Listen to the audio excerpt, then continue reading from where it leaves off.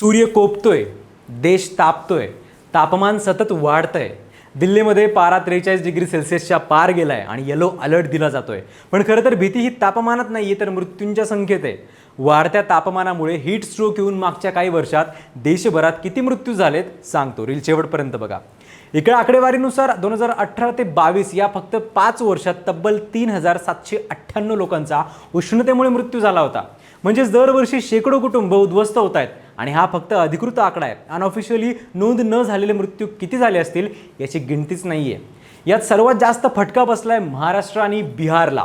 महाराष्ट्रात 470 तर बिहारमध्ये 467 मृत्यू झाले. आणि या दरम्यान 2019 हे वर्ष सर्वात भयानक ठरलं, कारण त्या वर्षी सर्वात जास्त लोक दगावले.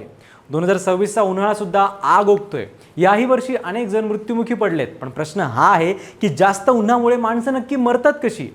तर त्याचं कारण म्हणजे ही हीट वेव्ह शरीराला आतून संपवते. जेव्हा तापमान खूप वाढतं तेव्हा शरीराची नॅचरल कूलिंग सिस्टीम फेल होऊ लागते. घाम खूप येतो तेव्हा त्यातून शरीरातलं पाणी आणि मीठ कमी होतं. डिहायड्रेशन वाढतं, चक्कर येते आणि काही मिनिटात माणूस कोसळू शकतो.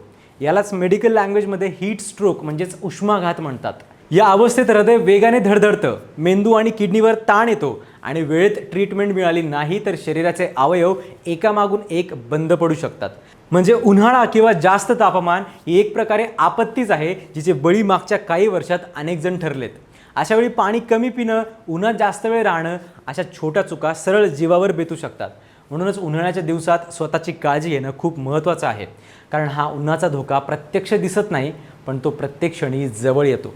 तुमच्या जिल्ह्यात सध्या किती तापमान आहे कमेंट्समध्ये नक्की सांगा आणि फॉलो करा लगावबत्ती.